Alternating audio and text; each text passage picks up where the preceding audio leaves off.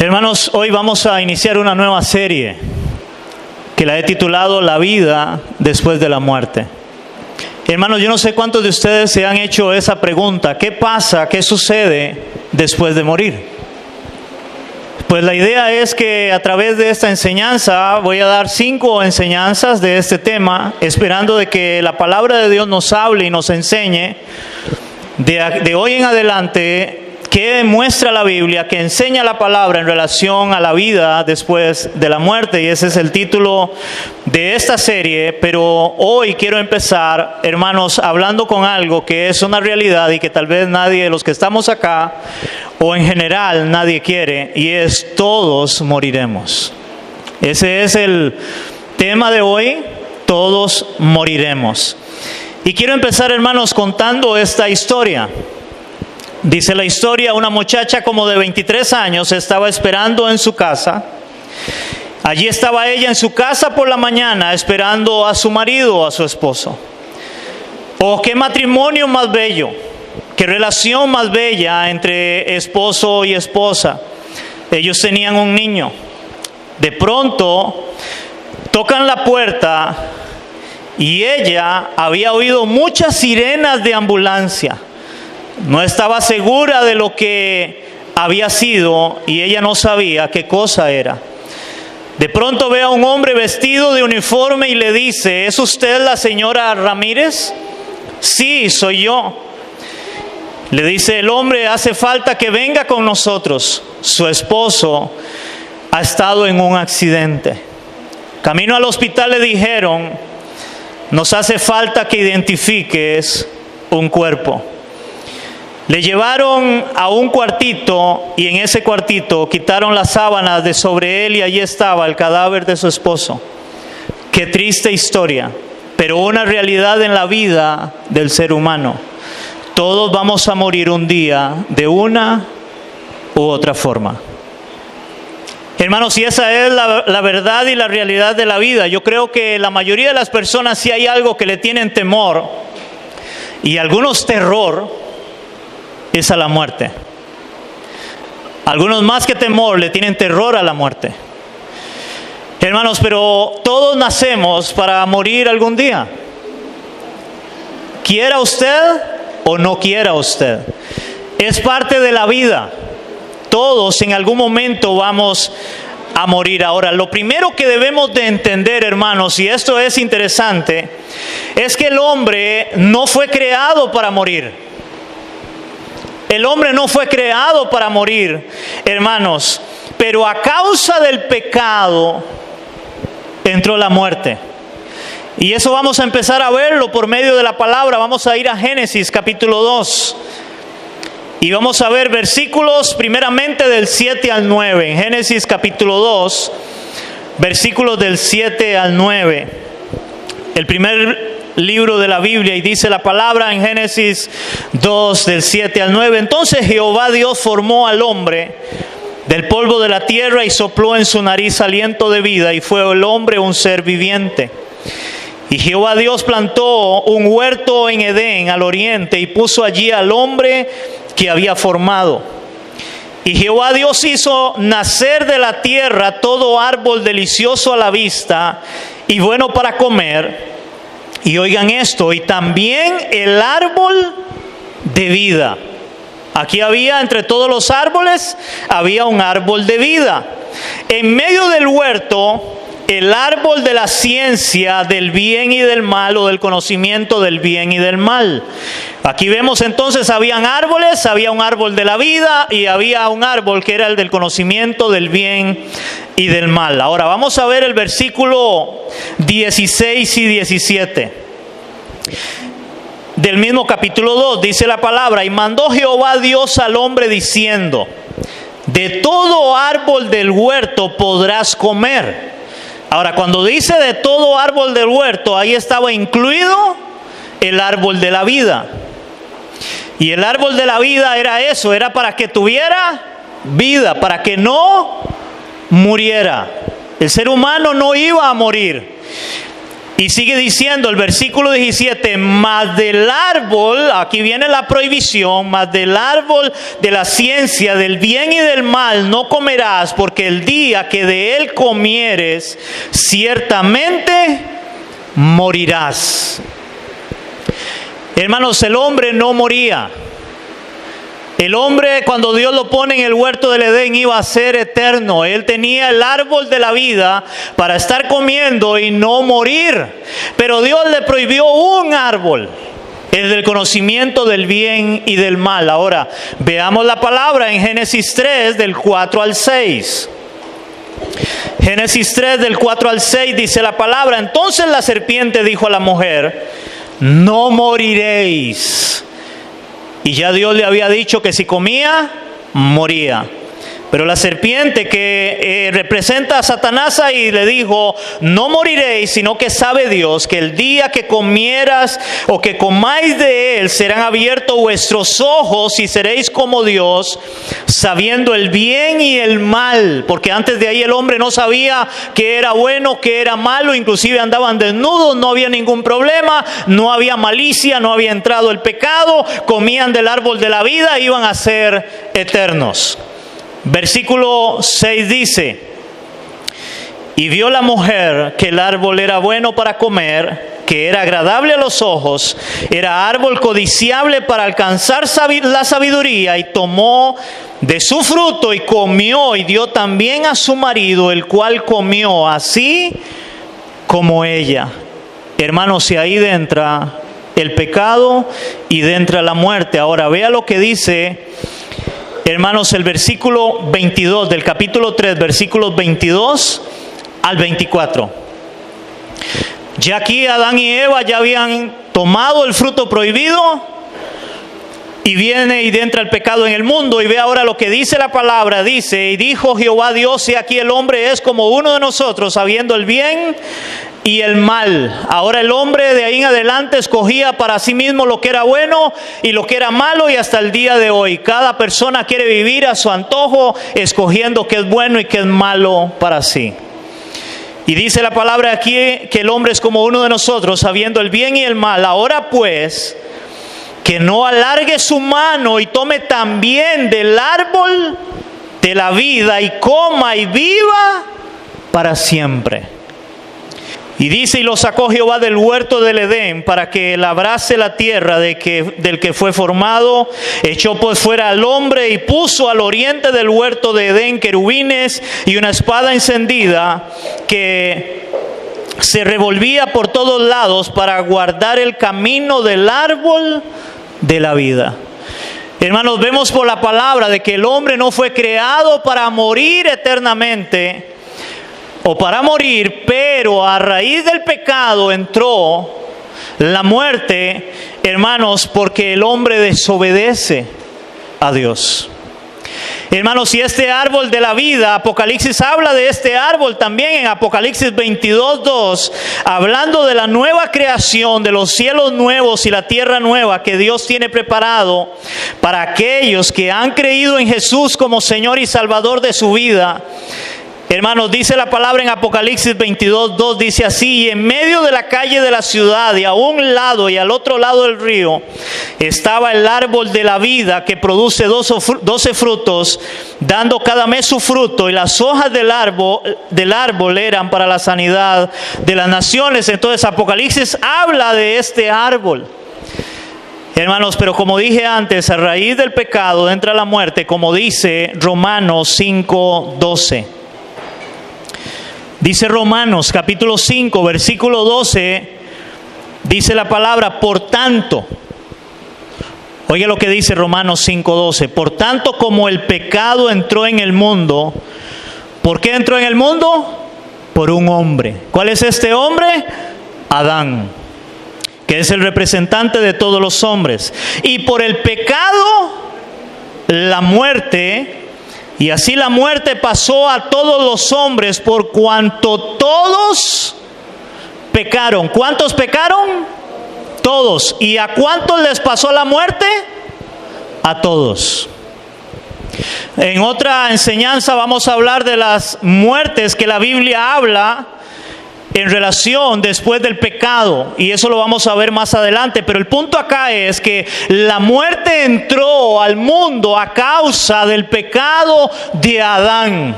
Entró el pecado.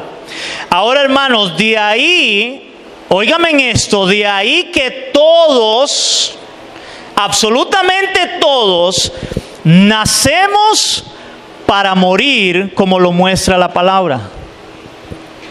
Después de Adán y Eva, todos nacemos para morir. Inclusive, yo no sé si ustedes se acuerdan, a uno le enseñaban eso en ciencias, ¿verdad? El ciclo de la vida. Nace, crece, se reproduce y se cascatea y se muere.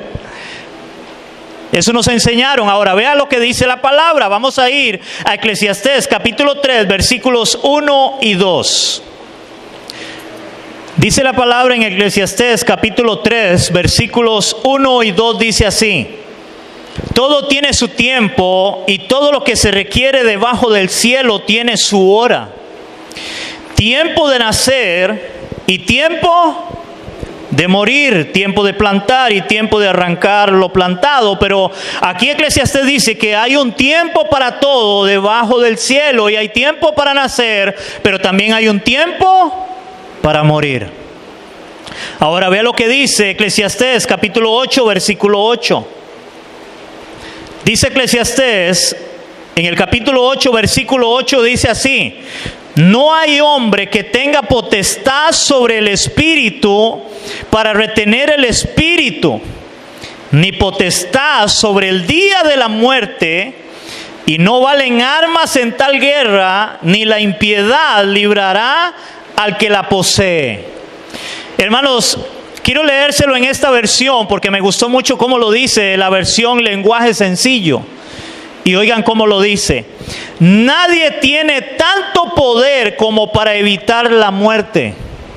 Nadie tiene tanto poder como para evitar la muerte y vivir para siempre. De la batalla entre la vida y la muerte nadie se libra, ni siquiera los malvados. Nadie se va a librar de esto. Nadie, hermanos, tiene el poder para decir no me voy a morir o voy a parar la muerte. Ahora, hermanos, yo quiero aquí hacer un paréntesis porque lamentablemente yo he escuchado, no sé de dónde lo sacan, donde hay personas que se les enseñan que usted puede reprender al espíritu de muerte. No sé cuántos han oído eso. Hermanos, la Biblia no enseña eso. Porque la Biblia es clara que el que da la vida es Dios y Dios la quita. Dios es soberano y Dios tiene el día y la hora de cada persona, del día que nace y del día que muere. Nadie nace por casualidad, ni tampoco nadie muere por casualidad. El día que Dios dijo hasta aquí, hasta aquí. Hermanos, de ahí usted ve accidentes en personas que tienen accidentes vamos a hablar de accidentes en un carro, hermanos, y el carro queda hecho un gallo, como decimos nosotros. Y usted ve el vehículo y usted dice, el que iba ahí tuvo que haberse matado. Y le cuentan, no le pasó nada. Aunque sea le quedó un huequito para sacar la nariz ahí, respirar, y ahí está. Y hay otros que van caminando solamente, se tropezaron, pegaron la cabeza y se fueron. No estaban ni enfermos, no tenían nada. Hay personas que están en un hospital por una enfermedad y le dicen, aliste el ataúd, prepare todo, vas a morir. Y adivinen qué, ahí andan todavía. Y otros que están sanos, sin ningún problema, simplemente oímos la noticia y nos dicen, fulano anoche murió o hoy amaneció muerto. Y esa es la realidad. Esa es la realidad y eso es lo que la Biblia muestra. Dios es el que da la vida y quita la vida. No, el hombre no puede reprender, como hoy han enseñado, mal enseñado, que puede reprender a un espíritu de muerte. Y eso es antibíblico, no sé de dónde lo sacan, pero lo sacan. Pero la Biblia no muestra esto. Ahora, hermanos, todos sabemos cuándo hemos nacido. Tanto así que la mayoría celebramos el cumpleaños. La mayoría celebramos el cumpleaños de una u otra forma, aunque hay algunos, ¿verdad?, que ya no quieren cumplir años, y algunos parece que como que se quedaron en los 30, de ahí no pasan. Pero la realidad es que la mayoría de las personas celebran el cumpleaños porque saben el día de su nacimiento y ahí se celebra el cumpleaños. Pero nadie sabe cuándo moriremos. Por eso, hermanos, la fecha de muerte solamente se encuentra en un cementerio. En un cementerio podemos encontrar la fecha de nacimiento y la fecha de muerte. Solo en un cementerio. Hermanos, nosotros no sabemos cuándo vamos a morir. Ahora la pregunta sería, ¿qué haría usted si usted supiera cuándo va a morir? ¿Qué haría? Porque en eso hay muchos pensamientos también. Hay quienes a veces piensan que como se va a morir, dicen, no, tengo que vivir la vida loca y disfrutarla al máximo porque voy a morir. Pero hay otras personas que tal vez lo piensan diferente y dicen, bueno, realmente debo ponerme a cuentas con Dios. Pero hermanos, a ciencia cierta, nadie sabe el día en que va a morir. No lo sabemos. Pero de que vamos a morir, vamos a morir. Hermanos, y como vamos a morir algún día, es por eso que debemos de aprender a vivir la vida día a día. Día a día debemos de aprender a vivir la vida. La Biblia dice que son nuevas sus misericordias cada mañana. Hermanos, porque la vida es un regalo que Dios nos da.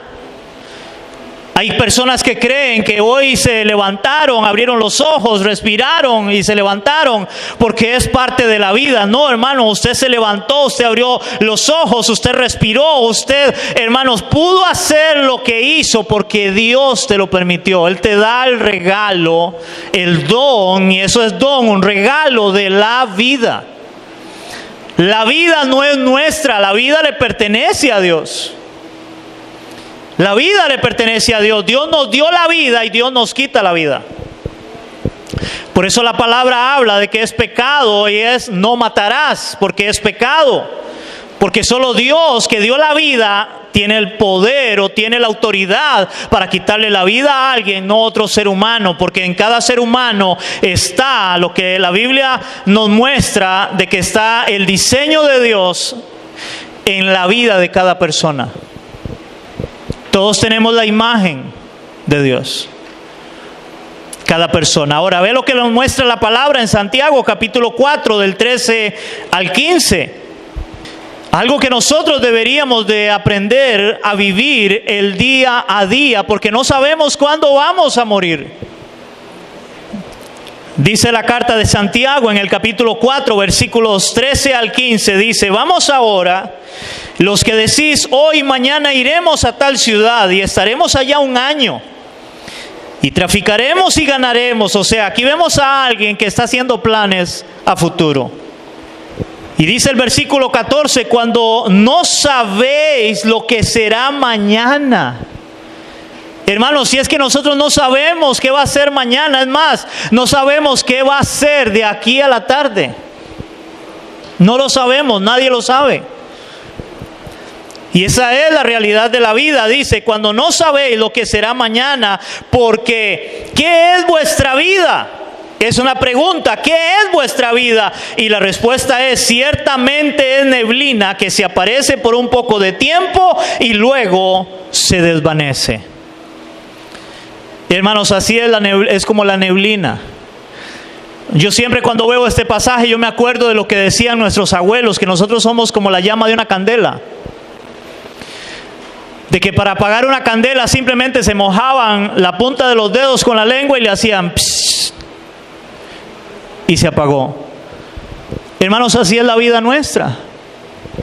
Y a veces hacemos planes para mañana, cuando mañana no ha llegado y no sabemos qué será de mañana. Y sigue diciendo la carta de Santiago en el versículo 15 dice, en lugar de lo cual deberías decir, si el Señor quiere, viviremos y haremos esto o aquello. Si el Señor quiere. Eso es lo que deberíamos de decir si el Señor quiere. Si Dios me lo permite, algo que hoy se ha dejado de usar en el lenguaje de las personas, y es simplemente yo voy a hacer, yo voy a ir, como está diciendo la carta de Santiago, de los que creen que pueden vivir la vida a su antojo y piensan que son eternos acá. Pero la realidad es que todos vamos a morir. Hermanos, una de las cosas que la gente cree es que al momento de la muerte, hermanos, todo termina. Hay muchos que esa es la creencia. Cuando ustedes lo enterraron, hasta ahí llegó todo. Ahí se acabó todo. Sin embargo, hermanos, la Biblia nos enseña otra cosa, ya que de la muerte nadie puede escapar. Todos moriremos. Pero la diferencia o la gran diferencia es que unos moriremos para vida eterna y otros morirán para condenación eterna. Ambos van a morir, o todos van a morir. Pero unos van a morir, y esto es extraño, pero así lo muestra la palabra. Ahorita vamos a hablar de esto. Unos van a morir y van a resucitar para vida eterna, y otros van a morir y van a resucitar para condenación eterna. Hermano, yo siempre lo he dicho, ambas son eternas. La eternidad no tiene fin. Hermanos, la eternidad no tiene fin. Vea lo que dice la palabra. Vamos a ir al Antiguo Testamento, a Daniel, capítulo 12, versículo 2. Dice la palabra en Daniel 12:2, dice así: y muchos de los que duermen en el polvo de la tierra serán despertados. Unos, ¿para qué? Para vida eterna, y otros para vergüenza y confusión perpetua, que es igual eterna. Algo perpetuo, algo eterno. Ahora vea lo que dice la palabra en San Juan, capítulo 5, del 28 al 29. Evangelio de San Juan. Dice la palabra en San Juan, capítulo 5, del 28 al 29, hablando el Señor Jesucristo, y Él dice: y no os maravilléis de esto, porque vuestra hora, porque vendrá hora cuando todos los que están en los sepulcros oirán su voz, y los que hicieron lo bueno saldrán a resurrección de vida, mas los que hicieron lo malo a resurrección ¿de qué? De condenación. Hermanos, la vida no se termina cuando alguien fallece, cuando alguien muere. La mayoría de las personas creen a veces que cuando alguien muere, ahí se acabó todo, hermanos. Pero va a llegar el momento, según la palabra, donde todos van a resucitar, o vamos a resucitar, unos para vida eterna y otros para condenación eterna. Porque la Biblia dice que está establecido que los hombres mueran una sola vez, y después de esto el juicio. Eso enseña la palabra. Hermanos, yo me acuerdo cuando trabajaba en lo secular, no pastoreando, y yo le empecé a predicar a un patrón mío, y yo empecé a hablarle de Cristo. Y yo me acuerdo a este hombre decir que él no creía en la condenación, que él no creía que hubiera vida después de la muerte, porque él lo que me dijo fue: Alberto, es que el infierno es aquí. Es aquí el infierno. Claro, él vivía un infierno, era un hombre que era alcohólico. Tomaba casi todos los días de su vida. Llegaba a veces y se quedaba dormido. Llegaba en la madrugada y quedaba ahí en el carro dormido. Y ahí amanecía. Y este hombre, lamentablemente, a pesar de que yo le prediqué el Evangelio y no quiso creer en el Evangelio, él muere quitándose la vida, se pega un tiro. Él creía que el infierno era aquí en la tierra, y era tal vez lo que él vivía, que creía esa verdad, y se quita la vida. cuando se va a dar cuenta el día de la resurrección de que realmente hay un infierno y hay una condenación eterna. Y es eterna. Ahora vea cómo lo describe Cristo más detalladamente. Él lo describe en Mateo capítulo 25 del 31 al 46. Dice la palabra en Mateo capítulo 25 del 31 hasta el 46 y habla del juicio de las naciones, porque todas las naciones, todo el mundo, todas las personas estarán un día ante el tribunal de Cristo. Y dice la palabra, cuando el Hijo del Hombre venga en su gloria y todos los santos ángeles con él, entonces se sentará en su trono de gloria, hermanos. Y entiéndase acá cuando habla de que él se sentará en su trono de gloria. Ese trono, hermanos, es un trono para juzgar, como un rey que tiene autoridad para juzgar. Yo no sé cuántos han visto películas donde en los tiempos de antes habían reyes y ellos se sentaban en un trono. Y ellos tenían la autoridad en ese trono para decirle a alguien que les daba oportunidad de vida, o simplemente le decían córtenle la cabeza, y tenían que cortarle la cabeza. El Señor va a venir ahora no como vino primeramente, como hombre, como un niño que nació en un pesebre, en humildad, donde Él después fue llevado a una cruz, a morir en una cruz como un ladrón, como lo peor que había, hermanos, para salvar al hombre. Ahora Cristo no vendrá de esa forma. Ahora Él va a venir en autoridad y Él se va a sentar sobre el trono para juzgar. Y dice la palabra, versículo 32, y serán reunidas delante de él todas las naciones y apartará los unos de los otros, como aparta el pastor las ovejas de los cabritos. Y aquí el Señor empieza a comparar a las personas, a unos con ovejas y a otros con cabritos. Unos son ovejas y otros son cabritos. Y sigue diciendo, pondrá las ovejas a su derecha y los cabritos a su izquierda. Versículo 34, y entonces el rey dirá a los de su derecha, y notes esa palabra, el rey, porque él está en el trono, dirá a los de su derecha, venid benditos de mi Padre, heredad del reino preparado para vosotros desde la fundación del mundo. Porque tuve hambre y me diste de comer, tuve sed y me diste de beber, fui forastero y me recogisteis, estuve desnudo y me cubristeis, enfermo y me vestisteis, en la cárcel y vinisteis a mí.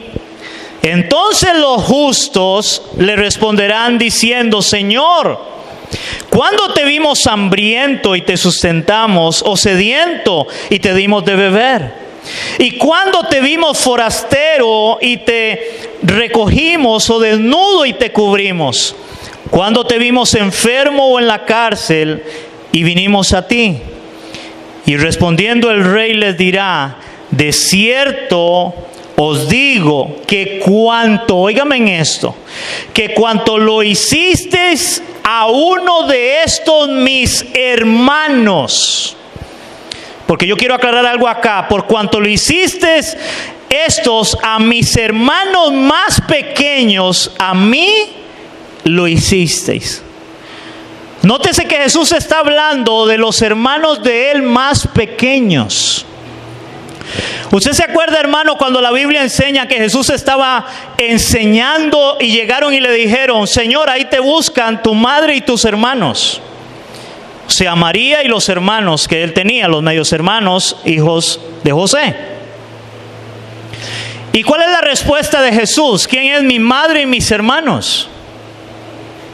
La respuesta es, mi madre y mis hermanos son todos los que hacen la voluntad de mi Padre.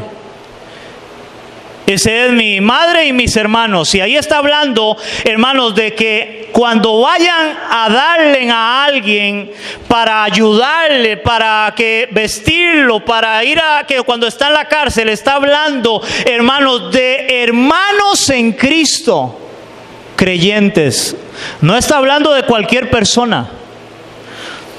Porque hay quienes creen que porque van a la cárcel y llevan cosas a los que están en la cárcel, o van a veces a ver a un enfermo que está en el hospital, o porque le da a alguien que está por ahí pidiendo limosna y le dan, la gente cree que eso le trae salvación. La Biblia es clara que el hombre no es salvo por obras.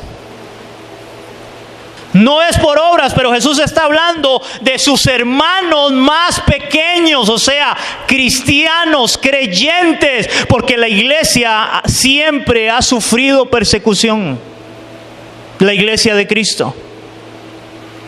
Y sigue diciendo, o sea, el Señor está hablando de quienes fueron. Ahora, versículo 41. Entonces dirá también a los de la izquierda. Ahora recuerden que eran los de la izquierda, son otro tipo de personas, otro grupo, a los cuales se les llama los cabritos. Dice, entonces dirá también a los de la izquierda, apartaos de mí. Y oiga la expresión del Rey, el Señor Jesucristo, malditos al fuego eterno preparado para el diablo y sus ángeles. Hermanos, la expresión de Cristo es una expresión muy fuerte, pero Él les llama malditos. Apártense de mí. O sea que hay ovejas y hay cabritos. Hay ovejas y hay cabritos, y el Señor los va a separar. La Biblia dice que hay trigo y hay cizaña también. Hay trigo y hay cizaña. ¿Y saben cuál es el problema de la cizaña? Que la cizaña es muy parecida al trigo, pero la diferencia está en el fruto. Por eso Jesús enseñó, por sus frutos los conocerán. ¿Y cuáles son los frutos según la palabra? Los que están en Gálatas 5. Amor, fe, justicia, paz, paciencia, benignidad, bondad, mansedumbre. Una persona que tiene ahora el carácter de Cristo, de lo que Cristo quiere para esta persona. Hay quienes creen que el fruto es simplemente porque predica, o porque ora, o porque va a una iglesia. Hermanos, ese no es el fruto. Ese no es el fruto. Es más, muchos van a llegar delante del Señor, la palabra lo muestra, y van a llegar y le van a decir, Señor, en tu nombre profetizamos, en tu nombre hicimos milagros, en tu nombre echamos fuera demonios. Y Él les va a decir, apartaos de mí, hacedores de maldad, nunca os conocí. El fruto no son esas cosas. El fruto tiene que ver con la transformación de un creyente, de una persona que realmente Cristo ha venido a su vida y su vida está siendo cambiada y transformada por el Evangelio, por el Señor. El fruto no son cosas a veces, hermanos, que son llamativas para la gente. Aunque hoy muchos creen que esos son los frutos de tener una iglesia grande. Eso no es el fruto. Entonces Jesús a este grupo de personas, Él les dice, apartados de mí, malditos al fuego eterno preparado para el diablo y sus ángeles. Otra vez, porque tuve hambre y no me diste de comer, tuve sed y no me diste de beber, fui forastero y no me recogiste, estuve desnudo y no me cubriste, enfermo y en la cárcel y no me visitaste. Entonces también ellos le responderán diciendo, Señor, ¿cuándo te vimos hambriento, sediento, forastero, desnudo, enfermo o en la cárcel y no te servimos? Entonces Él les responderá diciendo, de cierto os digo, que cuanto no lo hicisteis a uno de estos más pequeños, tampoco a mí lo hicisteis. Versículo 46. E irán estos, que eran los que Él llama malditos, al castigo eterno. Y nótese la palabra castigo eterno, y los justos a la vida eterna. Castigo eterno, vida eterna. Hermanos, la vida no se acaba cuando alguien muere. De ahí, hermanos, nuestra insistencia, nuestra gran insistencia, los que hemos creído en Cristo como Señor y Salvador de nuestras vidas, de que el hombre se vuelva a Cristo. De que el hombre entienda que cuando él muera, si él no se ha arrepentido de su pecado y se ha vuelto a Cristo de verdad, a él lo que le espera es la condenación eterna, aunque no la crea. Porque no es un asunto de que si lo cree o no lo cree, es que vendrá. La muerte es inevitable. Pero también va a llegar el momento de la resurrección para vida eterna o para condenación eterna. Ahora, la gran pregunta, usted que me está escuchando en esta mañana es: ¿estás preparado para la muerte? Ya que todos vamos a morir. ¿Estás preparado para la muerte? ¿Estás seguro, segura de tu salvación en Cristo? Porque somos justificados por medio de Cristo. No hay otra forma en que el hombre pueda justificarse. Usted necesita a Cristo. Y cuando te digo que usted necesita a Cristo, aunque usted tenga años de ser cristiano evangélico, o sea, que tal vez usted ha practicado la religión evangélica, si usted no se ha arrepentido de verdad, no ha nacido de nuevo, como la palabra enseña, te espera la condenación eterna. Pero si tú te has arrepentido y te has vuelto a Cristo de verdad, te espera la salvación eterna. Porque la solución, hermanos, la única solución, óigame en esto, que Dios ha dado, ha provisto al hombre con respecto a la muerte, es Cristo. Esa es la única solución, no hay otra solución para el hombre. La solución para el hombre no es la religión. Porque hay quienes creen que es la religión, que yo soy evangélico, yo soy católico, yo soy testigo de Jehová, yo soy mormón, sea lo que usted quiera hacer. Si usted no se ha arrepentido de su pecado y se ha vuelto a Cristo realmente en fe, no es salvo, porque eso es lo que la Biblia enseña. Ve lo que dice la palabra en Hechos capítulo 4 versículo 12. Hermanos, yo no sé cuántos de ustedes han escuchado y aún así lo ponen. Y ustedes han visto que la gente cree que cuando la gente va a entrar al cielo, el que está ahí en el cielo esperándolo a ustedes es Pedro, y con unas llaves en las manos. ¿Cuántos han visto eso? Porque la gente cree que cuando Jesús le dijo a Pedro que le iba a dar las llaves, hermanos, las llaves es eso, es algo físico, y que Pedro está ahí con unas llaves para ver a quién le abre. Hermanos, cuando Jesús le dice a Pedro de que le va a dar las llaves, es en relación a la pregunta que Jesús le hace a Pedro: ¿y quiénes dicen ustedes que soy yo? ¿Quién dice la gente que soy yo? Y Pedro dice claramente: tú eres el Mesías, el Cristo, el Hijo del Dios viviente. Pedro entendió quién era Cristo. Y el Señor le dice: esto no te lo reveló ni carne ni sangre, Pedro. Saber quién soy yo. Y por eso cuando Jesús resucita, hermanos, los discípulos empiezan a predicar el evangelio, y Pedro, acá es Pedro el que está hablando, que tiene esas llaves, porque la llave era anunciar el evangelio, hablar de Cristo para que el hombre se arrepintiera y creyera en Jesús. Vea lo que dice Pedro en Hechos 4, este es el primer discurso de Pedro luego de Pentecostés. Dice Hechos 4:12: y en ningún otro hay salvación. En ningún otro hay salvación, porque no hay otro nombre bajo el cielo dado a los hombres en que podamos ser salvos. No hay otro nombre. ¿Y de quién cree usted que Pedro estaba hablando? Estaba hablando de Cristo. Eso lo dice ahí atrás en el verso 11. Dice: este Jesús es la piedra reprobada. Porque hay quienes enseñan que Pedro es la piedra o la roca. No, Pedro es claro y él dice: este Jesús es la piedra reprobada por vosotros los edificadores, la cual ha venido a ser la cabeza del ángulo. En ningún otro hay salvación, porque no hay otro nombre bajo el cielo dado a los hombres en que podamos ser salvos. Verso 13: entonces, viendo el de nuevo de quién, de Pedro y de Juan. Pedro está enseñando quién es, en dónde hay salvación para el hombre. Es en Cristo. Y la palabra lo dice claramente también en San Juan capítulo 3 del 16 al 18.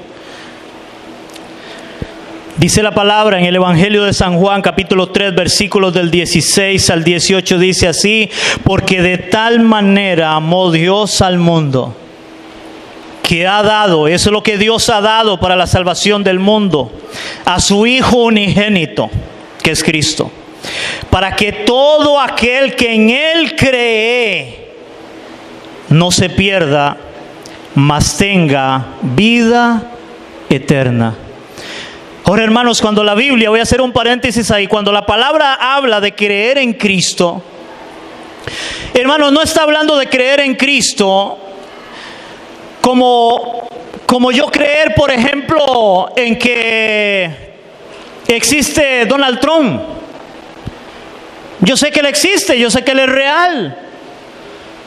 Pero cuando la Biblia habla de creer, hermanos, va más allá de solamente yo saber, sí, Él está allá y Él existe.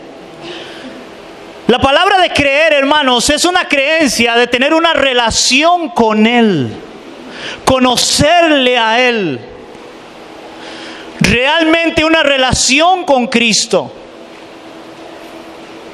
Es ese creer en Cristo. No es solamente decir yo creo decir yo creo. Para ponerles un ejemplo, pregúntele, hermano, a una persona que esté alcoholizada, drogada, ¿cree en Dios? ¿Cree en Jesús usted? ¿Qué cree usted que le va a decir? Yo no sé que sea ateo, pero lo contrario le va a decir que sí, que claro, que él cree en Diosito, que él cree en el Señor Jesús, y él sabe que fue a una cruz. Pero el problema es que su estilo de vida dice todo lo contrario. Porque él realmente, si conociera a Cristo, su vida fuera diferente. Y dice la palabra: porque de tal manera amó Dios al mundo, que ha dado a su Hijo unigénito, para que todo aquel que en Él cree no se pierda, mas tenga vida eterna. Porque no envió Dios a su Hijo al mundo para condenar al mundo, sino para que el mundo sea salvo por Él. Versículo 18, subráyelo. El que en Él cree, en Cristo, no es condenado. Pero el que no cree ya ha sido condenado, porque no ha creído en el nombre del unigénito Hijo de Dios. Hermanos, si usted ha leído la Biblia, la palabra, usted se va a encontrar un montón de gente siguiendo a Jesús. Todos veían los milagros, la forma en que Él hablaba. Pero la mayoría no creyeron en Él. La Biblia dice que lo seguían inclusive solo porque les daba de comer, porque Él sanaba. Hoy hay mucha gente que cree en Dios y busca a Dios solo de esa forma, para que Él me ayude cuando estoy pasando problemas, para que Él me ayude, para que Él me sane porque estoy enfermo, porque no me quiero morir. Pero déjeme decirte, te vas a morir igualmente, y aunque Jesús te sane, tú necesitas no una sanidad física, tú necesitas a Cristo. Porque la Biblia muestra de muchos que fueron sanos, pero todos murieron. Jesús quería la salvación del hombre y sigue queriendo la salvación del hombre, tu salvación, porque vas a morir. Pero otra vez te hago la pregunta: ¿estás preparado para morir? ¿Tienes la seguridad de tu salvación en Cristo? Porque la llave es esa, es creer en Cristo. Es arrepentirnos de nuestros pecados, confesar que somos pecadores y volvernos a Él en arrepentimiento y fe. Si tú no te has vuelto a Cristo y si tienes mucho temor de la muerte, yo te digo hoy: vuélvete a Cristo. Vuélvete a Cristo. Vuélvete a Cristo.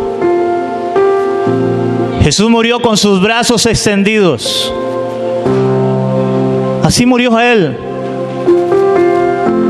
para que todo aquel que venga a Él en arrepentimiento y fe sea salvo por medio de Cristo. Iglesia, termino con esto. Recuerda, todos moriremos algún día. Pero sobre todo recuerda, Cristo es la solución para la muerte. Vuélvete a Cristo hoy en arrepentimiento y fe. Vuélvete a Cristo hoy. Tú necesitas a Cristo. Yo necesito a Cristo. Todos necesitamos a Cristo para nuestra salvación. Porque todos vamos a morir. Tú vas a morir. Yo voy a morir. Pero tengo la seguridad de mi salvación en Cristo. He creído en Él como Señor y Salvador de mi vida. A los 18 años me volví a Cristo. Y hoy tengo 46 años y sigo creyendo y confiando en ese sacrificio que Él hizo en la cruz por mí. Y que en Él hay salvación para mi vida. Él es el Salvador y el Señor de mi vida. Padre, te damos gracias en esta mañana. Gracias, Señor, por tu palabra, Señor, que nos habla la verdad, que nos muestra la verdad. Y hoy hemos visto, Señor, dos verdades que debemos de llevarnos, Señor, de este lugar. Número uno, todos vamos a morir, Señor. Un día, aunque no queremos ese día o ese momento, va a llegar ese día y ese momento. Pero hay otra gran verdad también, Señor, que debemos atesorar aún más todavía. Y es que todo aquel que crea en ti tiene la seguridad de la vida eterna, de la salvación. Señor, hoy queremos creer y confiar en ti nuevamente como Señor y Salvador de nuestras vidas, y confesamos que somos pecadores, que hemos pecado delante de ti, Señor, y que hoy queremos arrepentirnos, Señor, delante de ti, y reconocerte a ti como nuestro único y suficiente Salvador. Que hoy por la fe yo creo y confío en que ese sacrificio tuyo en esa cruz es suficiente para el perdón de mis pecados, Señor. Padre, gracias en esta mañana, y que tú seas, Dios, a través de tu palabra trayendo salvación y vida eterna a aquellos que todavía no te conocen, Señor. Padre, eso te lo pedimos en el nombre de Jesús. Amén y amén. ¿Cuánto